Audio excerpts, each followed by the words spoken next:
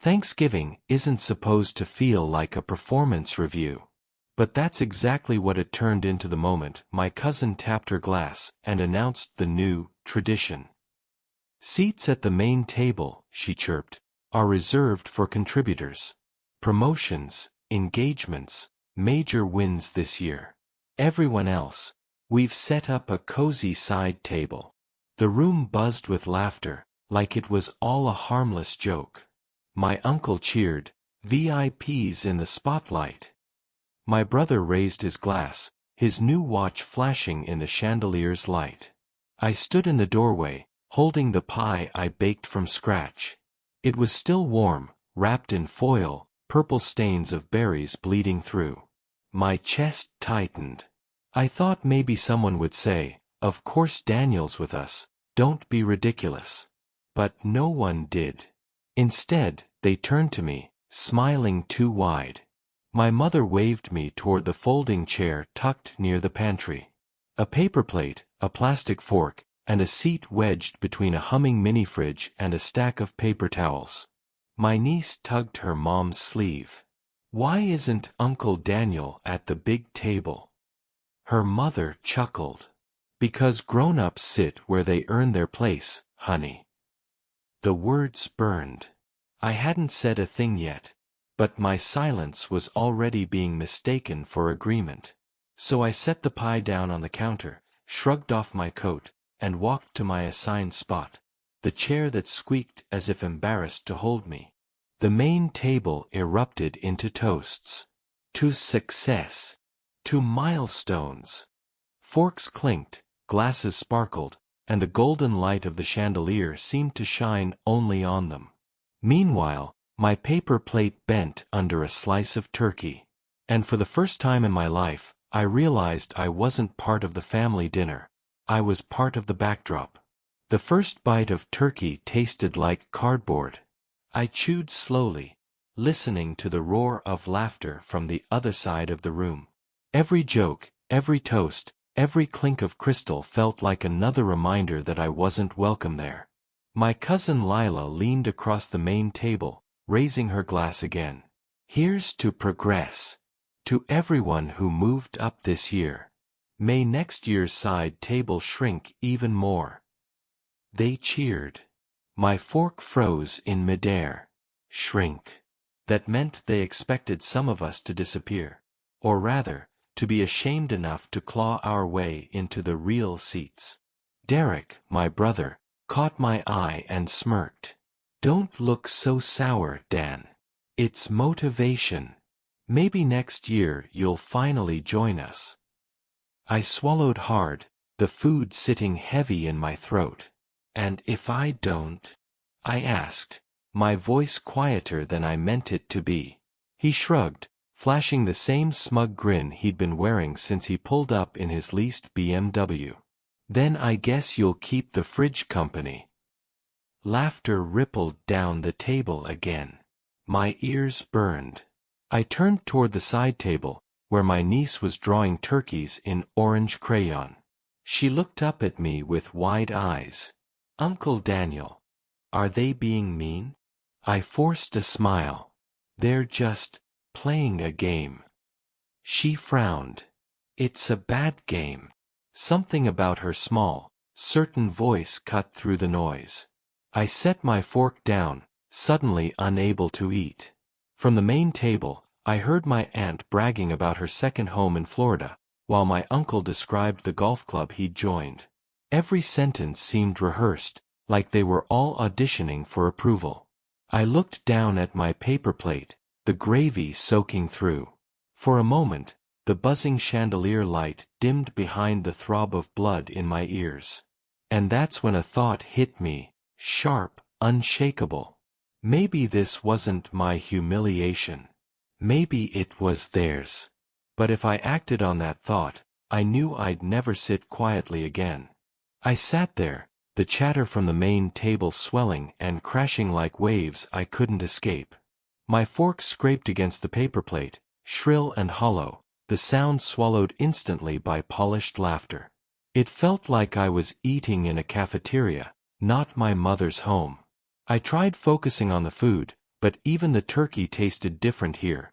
Colder, like it had cooled during the wait to be handed down. The mashed potatoes were half scooped, skin forming on top, while the main table had fresh bowls constantly passed and refilled. Every glance toward them was a reminder. My brother Derek leaning back in his chair like a king, his blazer sharp, his watch catching the chandelier's light. My cousin clinking glasses, hair styled like she was auditioning for a reality show. Their voices rose in exaggerated admiration for one another. Cars, promotions, diamond rings, vacations. Across from me at the side table, my niece kept coloring. Her small hand moved across the page, crayons rolling dangerously close to the edge of the flimsy table. She whispered, "I think your chair is squeaky because it doesn't like them either." I almost laughed. Almost. "Maybe you're right," I said softly. But before the warmth of her words could settle, Derek's voice cut through the air. "Hey, Dan," he called across the room. "Don't fall asleep over there. You're making the kids' table look depressing." A chuckle spread, sharp and unanimous. Someone at the main table added, "At least he fits in with the crayons." My stomach twisted. I felt every eye glance toward me for that half second, weighing me, measuring me, then dismissing me all over again. I could have stayed silent. I almost did. But then my niece dropped her crayon and said loudly, "Stop teasing him." Her voice rang out across the room, shrill and brave, silencing the laughter for a beat. The pause was brief. My cousin Lila cooed, "Oh, sweetheart, it's just grown-up fun. Don't worry, Uncle Daniel's fine." But I wasn't fine. And the little girl at my side knew it. I leaned down toward her, whispering, "It's okay. They don't understand." She tilted her head. "Then make them." Her words lingered, heavier than they should have been coming from an 8-year-old. My pulse quickened. I looked back at the main table, and something in me cracked. 4 years, I had been swallowing it all. Snide comments, half-smiles, being the forgotten one. I had convinced myself silence was strength. But sitting here, next to a humming mini-fridge and a child who saw more truth than the adults did, I realized silence wasn't strength. It was surrender. I stood up. My chair squealed against the tile, louder than I expected, loud enough that everyone at the main table turned. Derek raised an eyebrow, smirk still fixed. "Where you going?" "Kitchen's that way, side table man." A few cousins laughed again, weaker this time. I steadied my hands against the flimsy edge of the folding table. My voice didn't shake. "I'm not hungry anymore." Someone muttered, "Drama," under their breath. I picked up the untouched pie from the counter, the one I had baked carefully, the crust golden, the filling rich with berries. My grandmother's recipe, the only real family tradition I carried. I held it for a moment, feeling its warmth seep into my palms. Then I looked at the golden main table, the glittering wine glasses, the perfect runner stretching across polished wood. I didn't walk toward it. I didn't shout or curse. I simply set the pie down in the center of the side table, right in front of my niece, and said, "This table deserves better food than leftovers." A silence followed, sharp and cutting. Derek chuckled, but it sounded forced this time. My aunt shifted uncomfortably. Mom's smile faltered.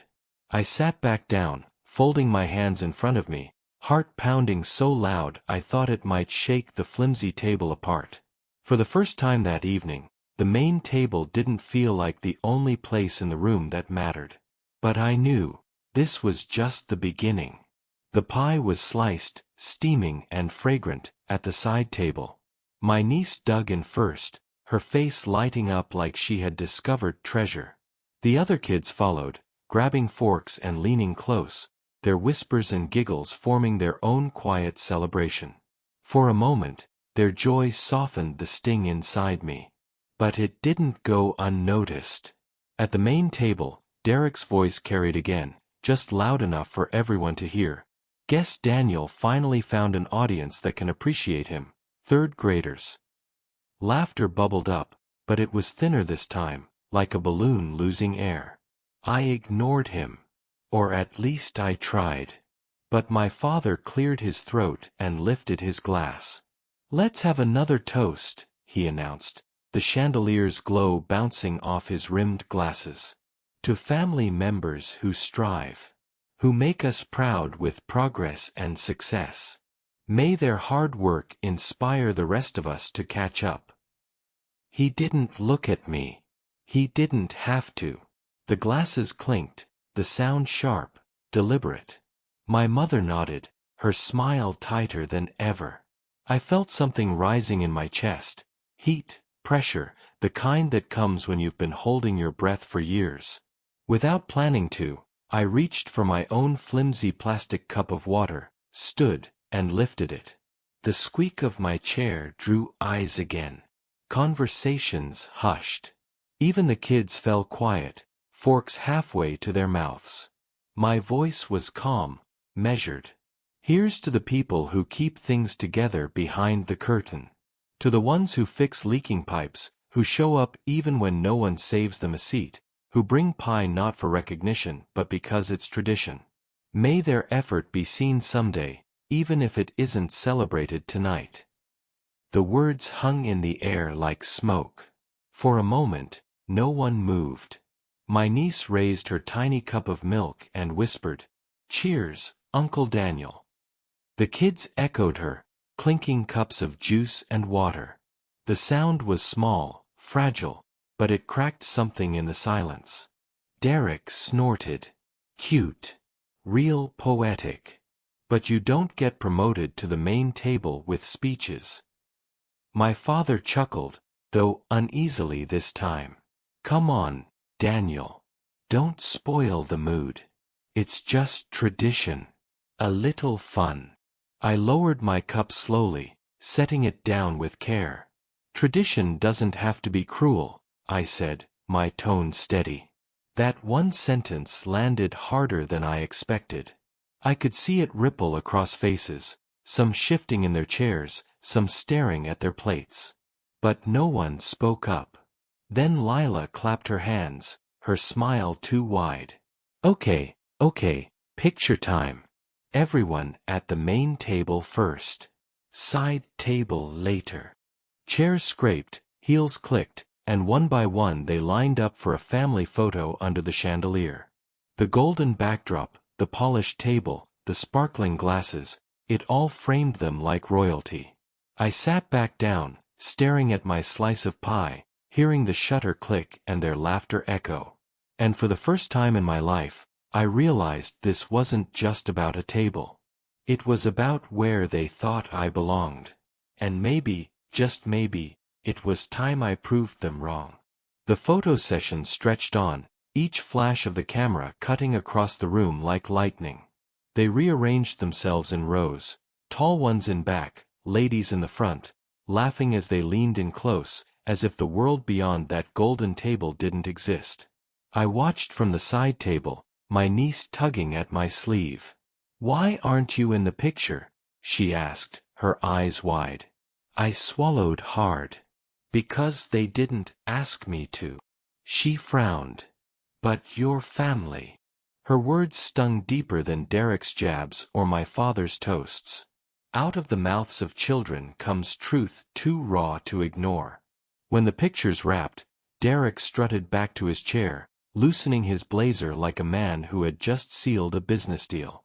He caught me staring and smirked. "Don't worry, Dan. Maybe next year you'll upgrade to the background of a photo." Laughter trickled down the table, forced, uneven. Even my mother's smile flickered for a moment before she smoothed it back into place. I clenched my jaw, gripping the edge of my chair until my knuckles turned white. For years, I had let them minimize me, reduce me to the quiet presence in the corner, the one who worked hard but never measured up. But the more I sat there, the more their table looked less like a prize and more like a cage lined with velvet. My niece poked at her pie. "Uncle Daniel, are you mad?" I forced a smile. "No. Just thinking." But I was mad. Furious, in fact. Not just at them, but at myself for letting it happen this long. Dinner dragged on. The main table buzzed with stories of bonuses, ring sizes, and interest rates. The side table buzzed with crayons, spilled juice, and giggles. And somehow, the second table, the so-called lesser one, felt warmer, more alive, more real. That's when it happened. Lila raised her glass again, her eyes glinting with something sharper than wine. "Final toast," she declared. "To everyone who made it to the main table this year. And to those who didn't, may you be inspired to do better. After all," she looked straight at me, her smile edged with cruelty, "nobody wants to stay at the kiddie table forever." The room froze. I felt my face heat, my pulse hammering in my temples. My niece whispered, "That's not nice."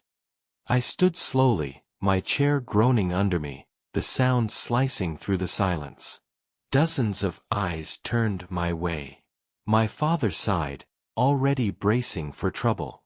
My brother leaned back with a smug grin, waiting to watch me crumble. But I didn't crumble. I picked up the pie tin, nearly empty now, just crumbs and streaks of berry filling, and held it in my hands. My voice was steady. "You're right," I said. "Nobody should stay at the kiddie table forever. That's why this is the last year I'm sitting at one." Gasps, whispers, a stifled laugh. I set the tin down firmly, the metallic clank echoing in the quiet. "Because next year," I continued, "I won't be here at all." And with that, I pushed my chair back and walked toward the door, each step louder than the last, leaving behind the chandelier glow, the polished table, and the family that decided my worth with a seating chart. The cold air outside hit me like a slap, sharp and bracing after the suffocating heat of the dining room. For a moment, I just stood there on the porch, the muffled laughter and chatter leaking out from behind the closed door. The golden glow of the chandelier flickered through the window, but out here, the night felt darker, honest. I shoved my hands into my coat pockets and started down the driveway, gravel crunching under my shoes. My chest was tight, but not with shame. No, with something fiercer. Something closer to relief. Halfway to my car, my phone buzzed. A text from Mom. "Mom, Daniel, please don't make a scene. It's just tradition. Don't ruin the holiday." I stared at the words, my breath clouding in the frosty air. Tradition. That was the excuse for every cut, every dismissal, every way they had pushed me aside and dressed it up as fun.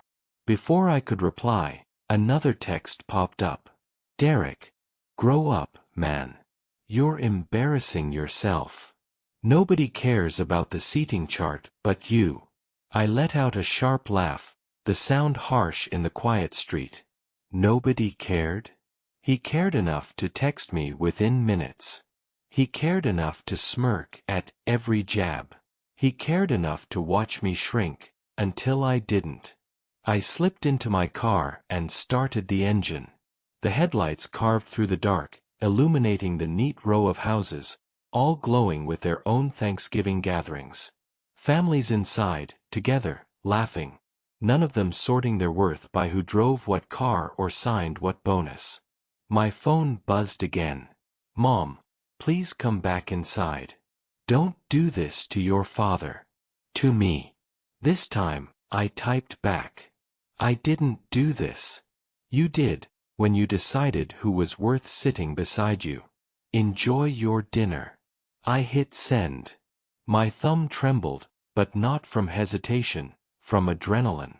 I drove away slowly, past the houses, past the glowing windows, past the people who would never know what happened behind ours. And as the distance grew, so did the realization, leaving wasn't the end. It was the beginning. Because next year, I wouldn't be fighting for a chair at their table. I'd be building my own. And they wouldn't be invited. The next morning was quiet. Too quiet. I woke up to a still apartment, sunlight bleeding pale through the blinds, and for a moment I half expected to hear the hum of voices from the night before, the clink of glasses, the dull roar of laughter. But there was nothing. Just the faint sound of traffic outside and the low buzz of my fridge. For the first time in years, I hadn't woken up with that familiar ache, the anticipation of a family call, of some errand or obligation waiting for me. Instead, the only thing waiting was silence. I brewed coffee, sat at the small kitchen table I'd thrifted years ago, and checked my phone. 12 missed messages. Most were from Mom. Please don't take last night so seriously. You're overreacting. It was just for fun. Your father is upset you left without saying goodbye. Daniel, answer me. Family doesn't walk away like this. One from Dad. You embarrassed us. Don't do it again. And 3 from Derek, all dripping with smugness. So dramatic, man. Guess we'll see if you can handle being alone at Christmas too. Better start practicing eating TV dinners. Those folding chairs are everywhere. I set the phone face down on the table. My coffee had gone cold before I even took a sip. It wasn't the first time they'd cut me down. But something about seeing the words in black and white, preserved forever on a glowing screen, made it harder to brush off. These weren't jokes in passing, softened by the noise of a crowded room. They were deliberate. Intentional. My chest tightened. 4 years, I'd excused it. Told myself family dynamics are complicated, that they didn't mean it, that tradition was harmless. But sitting there, staring at those texts, I realized I'd been lying to myself. They had meant it. Every word. That weekend, I didn't call. I didn't reply. I let the messages pile up, ignored the voicemails that began to clog my inbox. The silence that followed was heavier than I expected, but it wasn't unbearable. Until Sunday. I was at the grocery store, picking up basics, bread, milk, a bag of apples, when I saw Aunt Carol by the bakery section. Her eyes lit up when she spotted me, but not with kindness. "Oh, Daniel," she said, her voice pitched just loud enough to carry. "So dramatic last night. Really, walking out like a child? Everyone's still talking about it." I gripped the handle of my basket tighter. "Morning, Carol." She leaned in, dropping her voice, though not enough to hide the condescension. "Your mother's worried sick. You should apologize. It's just a table. Don't let pride keep you from family." "Funny," I said quietly, "that's exactly what I thought last night, while I was sitting at the kiddie table." Her lips pressed into a thin line. She straightened, adjusted her scarf, and left without another word. But the look in her eyes told me she'd carry that conversation straight back to the main table gossip mill. By Monday, the silence from my parents had shifted. Not pleading. Not guilt-tripping. Just cold. A single text from Dad. "We'll see you at Christmas. Don't pull another stunt." I stared at it for a long time. My thumb hovered over the reply button. I typed 3 words, "I won't be," then erased them. Not yet. Because deep down, I knew it was coming. Christmas would be the real test. Thanksgiving was only the opening shot. And this time, I wasn't going to let them script my role. I was done being their backdrop. December crept in slowly, each day shorter, darker, the air thick with that strange mix of cheer and pressure that the holidays always bring. The city glowed with decorations, storefronts flashing garlands and fake snow, carolers staking out corners with bells and red scarves. But inside my apartment, the only light came from the lamp on my desk and the faint reflection of my laptop screen. I didn't bother with a tree. Didn't bother with lights. What was the point? Christmas at my parents' house was supposed to be the anchor of the year, the one day when everything else paused and we all sat around the same table. Except now I knew the truth. That table wasn't for everyone. It was for those they deemed worthy. The text started again around the second week of December. Mom, we're planning Christmas dinner. Same as always.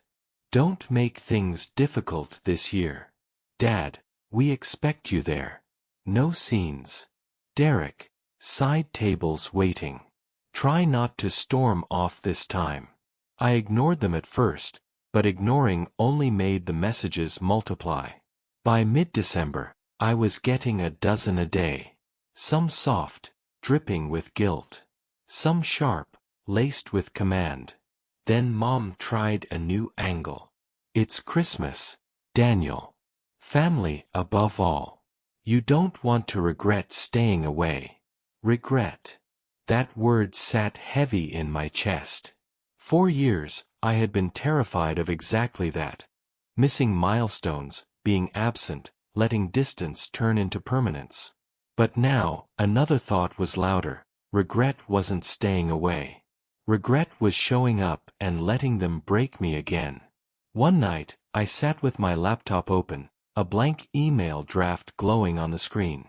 My fingers hovered over the keys. I thought about writing a long explanation, every slight, every dismissal, every word that had cut me. I thought about pouring it all out in one final letter. But instead, I closed the laptop. They didn't need explanations. They needed boundaries. That weekend, I stopped by a local diner near my apartment, one of those old places with squeaky booths and bottomless coffee. The waitress, a woman in her 50s with tired eyes but a kind smile, asked if I'd be alone for the holidays. I nodded, expecting pity. Instead, she shrugged. Sometimes peace is better than company. Her words stuck with me. Peace. I hadn't realized how little of it I'd had until I tasted it in these weeks of silence. By the time Christmas Eve rolled around, I had made my decision. No family dinner. No main table, no side table, no chandelier glow or paper plates. But I knew them well enough to know they wouldn't accept silence. They'd demand answers. They'd try to reel me back in with guilt and tradition. So that night, I wrote one text. Just one. I won't be there for Christmas. Don't wait for me. Merry Christmas. I hit send, my hands trembling slightly, the weight of years pressing down on that single choice. The reply came fast. Dad, ungrateful. Selfish.